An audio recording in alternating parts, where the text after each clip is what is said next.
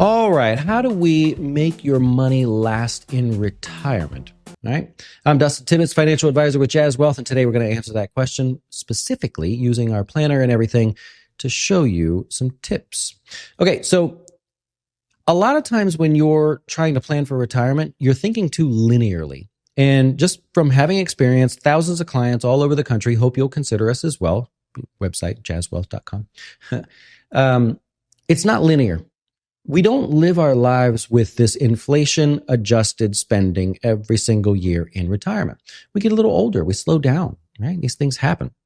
We may have big expenses in one year, and maybe our spending is more, or we have a big tax bill because there was a death in the family or something. So, we have to adjust for that. But the number one thing that I see from the spreadsheet gurus out there, which I'm one of them, is that we're linearly focused on the dollars we spend in retirement from like a monthly expenses perspective or, whatever.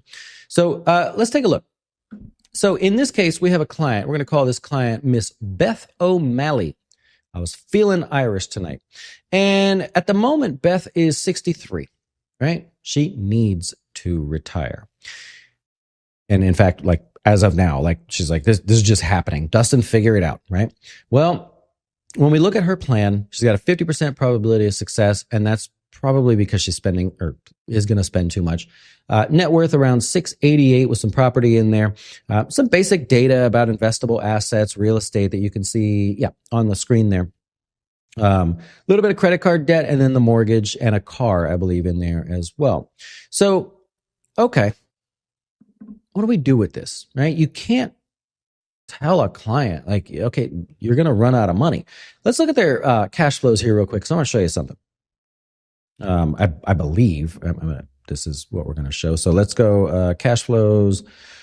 Is it a spending problem, or do we have some large expense in there that's really dinging us? So the first thing I'm going to do is I'm going to look at the rest of her life and go, is there something in here? Is there an expense that I don't know about? No, we got $100,000 coming in here. What is that? Potential inheritance. Okay. But we don't really have like some massive expense in here that I can see. Let's go expenses. Here's all the various expenses, just broken down. We're just drilling in a little bit.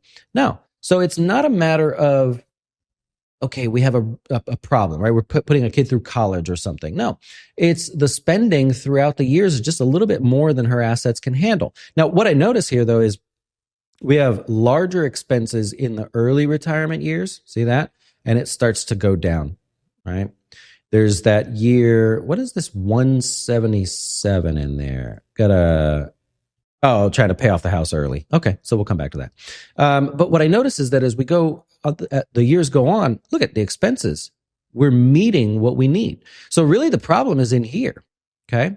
So instead of saying, oh gosh, 50%, you can't do it, let's try something different. What I'm going to do is we're going to propose that her spending tapers off. We know we're spending more now because the expenses are higher, right? Early in retirement, maybe you travel, whatever. You're buying stuff, going out to eat, having fun with friends. But as you get older, right? This lady's, Beth O'Malley here, is 63. What happens when she's 79?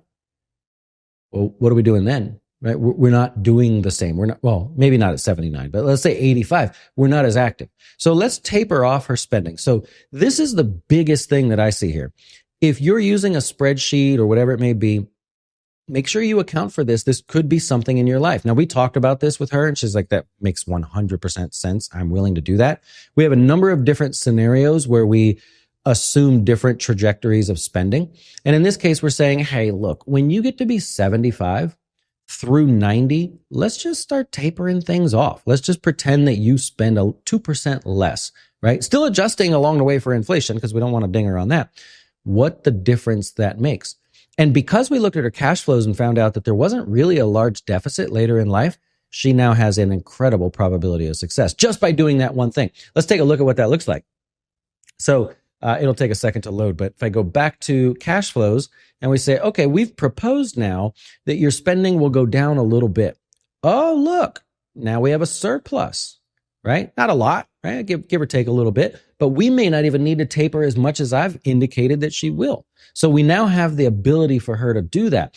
Earlier in life, yeah, right? We've got 10 years of at least playing caution, right? Don't go crazy. No first class flights to Europe, right? But she knows that. She's cool with that. What she cares about is later in life that she has extra money. So we now have that solved for. This is not the video for that, but I already thought of 2 other things we could do here.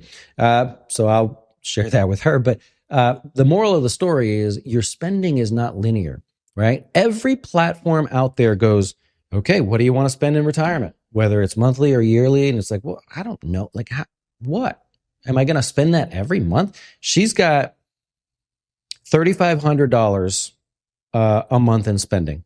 Now, if I didn't do anything, that would be just linearly spent. We would adjust for inflation. It'd be $3,555 the next year, each month, and so on and so on. But we know that that's just not going to be the case. Her healthcare solved all, and by the way, yeah, all that's solved for. Healthcare, Social Security, we're already accounting for that. This is the additional spending on top of that. So it's a way to take somebody from really feeling pretty bad about this all happening to, okay, there's a chance. Now what do? Right? We made a little adjustment. We made things look a little bit better there. What do we do now? Well, we go look at your pre-tax accounts and see if we can do some conversions. We look at your optimizing when you take Social Security, which is only 63. We look at lowering your income on paper this year and next year so we can maybe get cheaper Medicare, right? Or not have the IRMAA surcharge. Excuse me. So that's just a couple things. So think about that when you're starting to plan, if you're using whatever to plan for your retirement. And if you have no help and you just don't know where to go or whatever, hope you'll keep us in mind at Jazz Wealth. We invest for you here with your different investments. We use Goldman Sachs. So there's no like gotchas or anything like that. And we build our own funds. So you don't pay for us to invest in mutual funds. It's something you can just do anyways. We also do all the planning, education, and stuff along the way. We really, really love doing it. So hope that helps. Hope you learned something there. Don't think linearly when it comes to retirement spending. Adios. We all want more. Let's open the door. Introducing the dose.